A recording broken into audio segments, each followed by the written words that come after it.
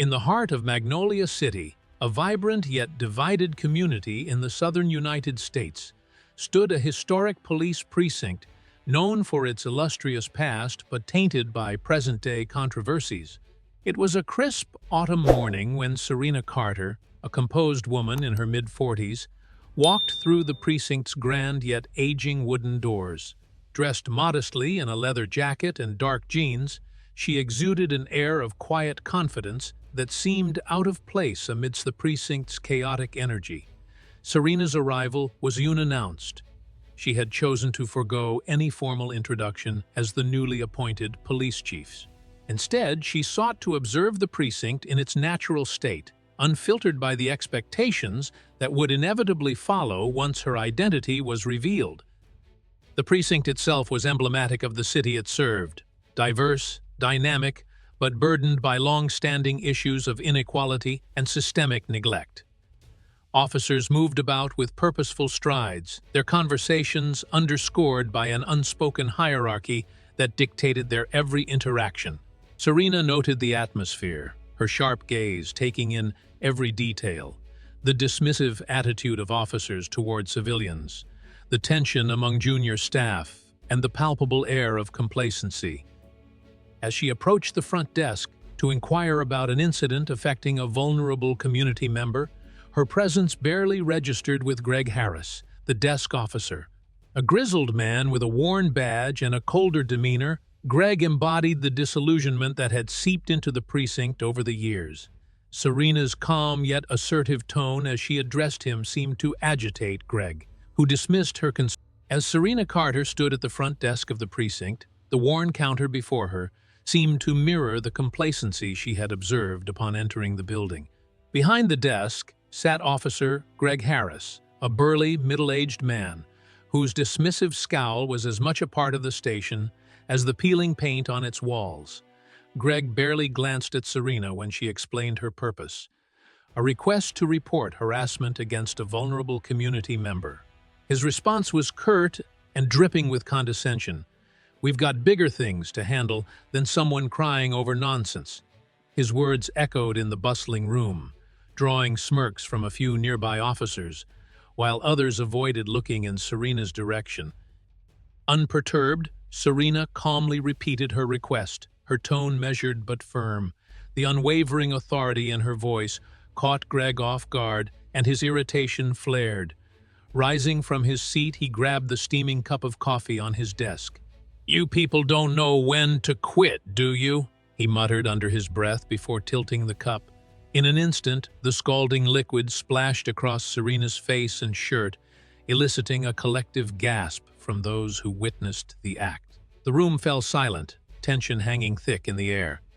Some officers exchanged uneasy glances, while others turned away, unwilling to confront the obvious breach of professionalism. Serena wiped her face, her composure unbroken despite the sting of the hot liquid. Her piercing gaze met Greg's, and for a brief moment, his smug confidence wavered. She stepped back, her calm voice cutting through the heavy silence. "Thank you for showing me exactly how things work here."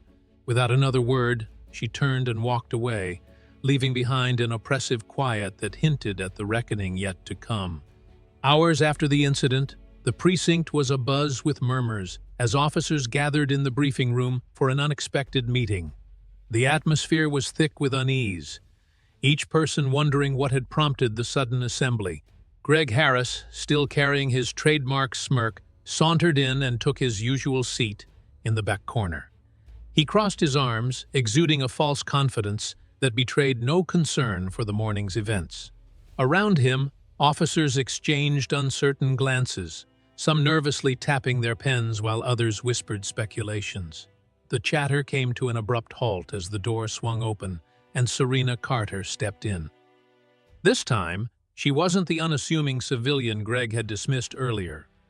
Serena now stood tall in her immaculate police uniform, the polished badge on her chest gleaming under the fluorescent lights.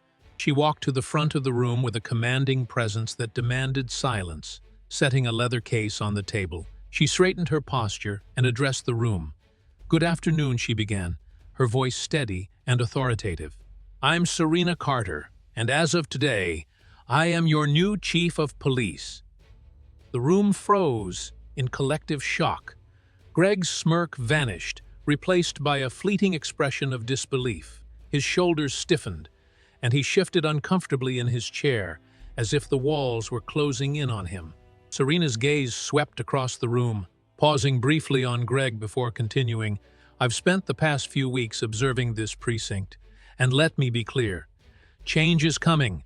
I've seen enough to know what needs to be fixed, and we will begin that work immediately." As she spoke, Serena's resolve filled the room, leaving no doubt that her authority would not be questioned. Greg, for the first time in years, felt the ground beneath him start to shift.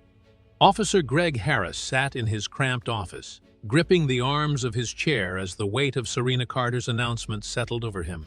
For years he had operated with impunity, leveraging fear and intimidation to maintain control within the precinct. He viewed the new police chief not as a leader, but as a direct threat to the unchecked power he had cultivated. Behind his closed door, Greg's mind raced, piecing together a strategy to undermine Serena's authority before she could dismantle the network of influence he had built. To Greg, Serena's reforms were more than just administrative changes. They were an affront to the system he had learned to manipulate for his benefit. Outside, the tension in the precinct grew palpable. Whispers circulated among officers, many of whom were unsure where they stood in the looming battle. While some were cautiously optimistic about Serena's leadership, others, fearing retaliation from Greg and his allies, chose to stay silent. Rookie officers like Jason Lee, who had endured Greg's bullying but lacked the confidence to speak out, now faced a dilemma: follow the status quo or risk everything by supporting the chief's vision for reform. Greg began rallying support among his loyalists, spreading rumors about Serena's inexperience and labeling her reforms as impractical. He played on the fears of veteran officers, warning them that her changes would strip away their hard-earned privileges. Simultaneously, Greg turned his attention to finding vulnerabilities in Serena's past, hoping to discredit her publicly. Meanwhile, Serena remained focused on her mission, fully aware of the challenges ahead. With the help of a small group of trusted allies, she began gathering evidence of corruption within the precinct, determined to confront the system head-on. The battle lines were drawn, with both sides preparing for the inevitable confrontation.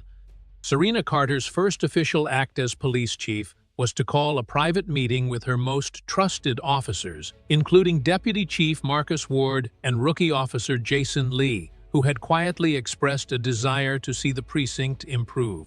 In the dimly lit conference room, Serena laid out her plan to dismantle the toxic culture that had festered under years of neglect. "This isn't just about reform," she said, her voice calm but resolute.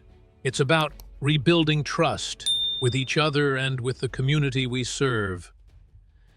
The road won't be easy, but it's a journey we must take together." She outlined her vision: mandatory ethics training, an independent oversight committee to handle citizen complaints, and a transparent disciplinary process to hold officers accountable for misconduct.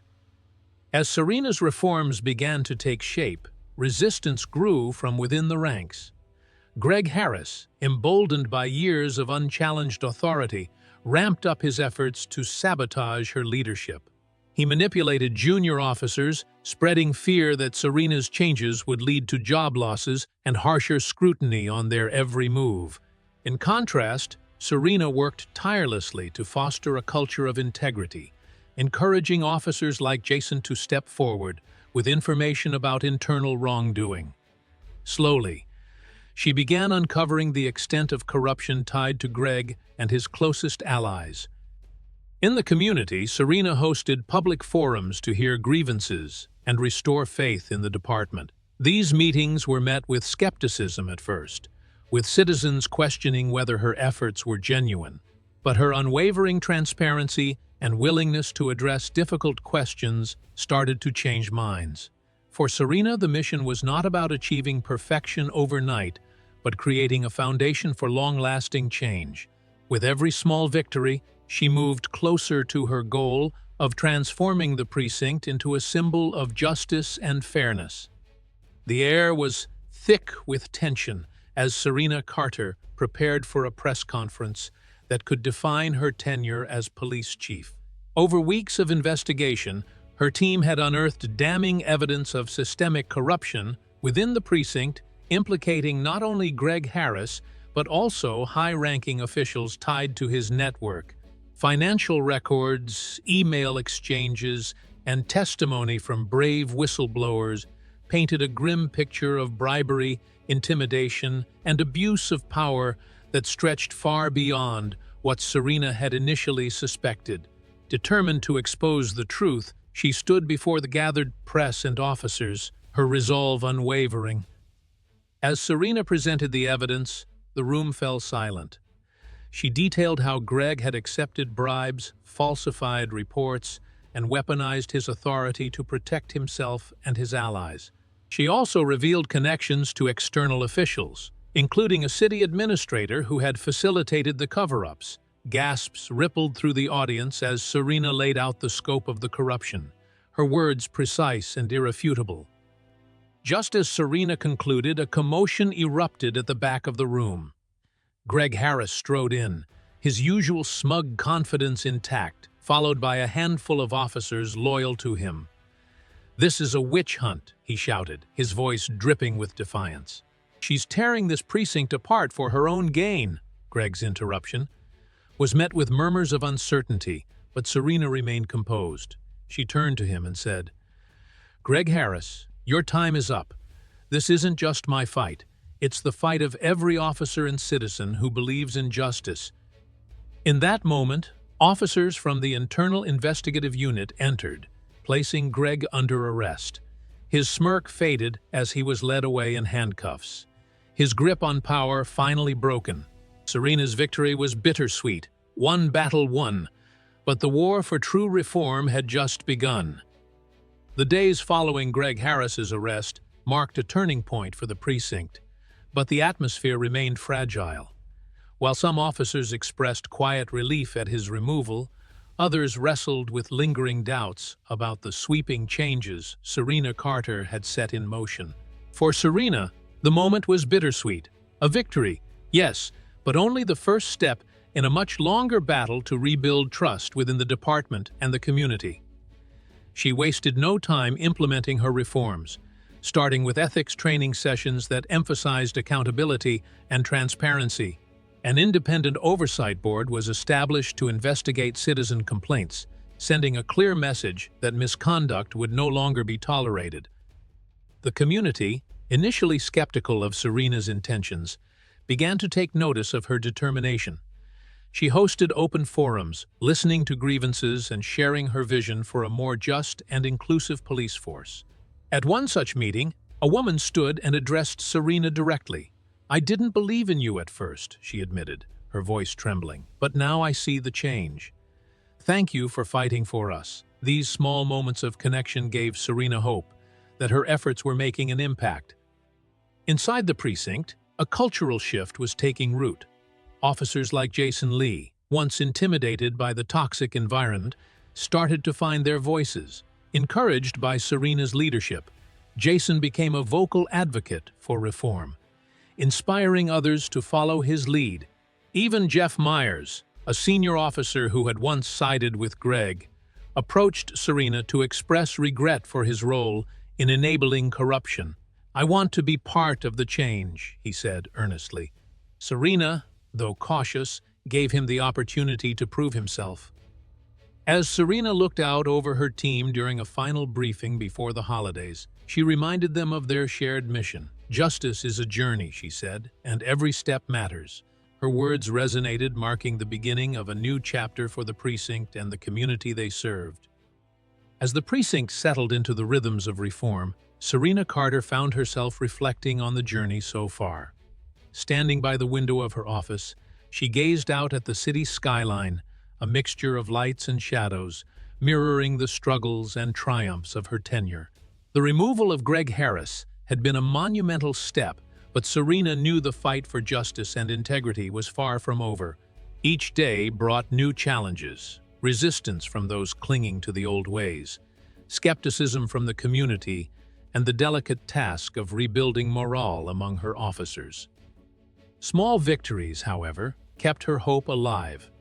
Ethical training programs began to shift mindsets, with officers engaging more thoughtfully in their work.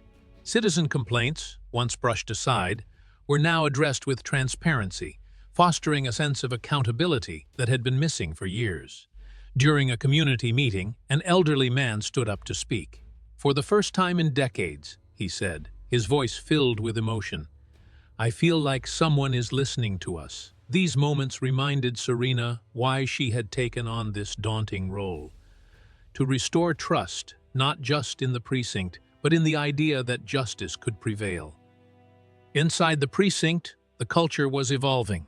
Officers like Jason Lee emerged as champions of change, inspiring even skeptical colleagues to reconsider their views. Jeff Myers, once complicit in Greg's corruption, worked tirelessly to earn back trust, taking on challenging assignments to prove his commitment to the new direction. As the holiday season approached, Serena addressed her team during their final briefing. "This is just the beginning," she said, her voice resolute. "Justice isn't a destination. It's a journey we take together." Every day, the room was quiet, but the determination in their faces spoke volumes. Serena smiled, knowing the precinct was finally on the path to becoming a true force for good. The story of Serena Carter serves as a powerful reminder that change is possible, even in systems deeply entrenched in corruption and complacency. It highlights the importance of courage, resilience, and integrity when facing injustice. Serena's journey teaches us that leadership is not about titles or authority alone, but about unwavering commitment to fairness and accountability. Her ability to inspire change, despite opposition, shows that even small actions can spark meaningful transformations. In our own lives, this story urges us to confront injustices around us, no matter how daunting the challenge. Whether it's standing up against unethical practices at work, supporting marginalized voices, or holding ourselves accountable for our actions, the fight for fairness starts with individual responsibility. It also emphasizes the value of perseverance, as change rarely happens overnight. Key lessons to take away include the importance of listening to others, fostering transparency, and creating an environment where honesty and accountability thrive. It also serves as a reminder that leadership is not confined to positions of power. Anyone can lead by example. In applying this story to life, we should strive to build trust within our communities, act with integrity, and remember that progress, while slow, is always worth pursuing. Every step matters in the journey toward justice. Today's story is not just about Serena Carter's fight against an unjust system, but also a reminder that courage and perseverance can lead to meaningful change. If it were you, what would you do? Would you choose to persist and fight for change, even in the face of challenges? 1. Or stay silent and accept the status quo? 2. Leave a comment with either 1 or 2 below. We'd love to hear your thoughts. And don't forget to like and subscribe to help spread these meaningful messages.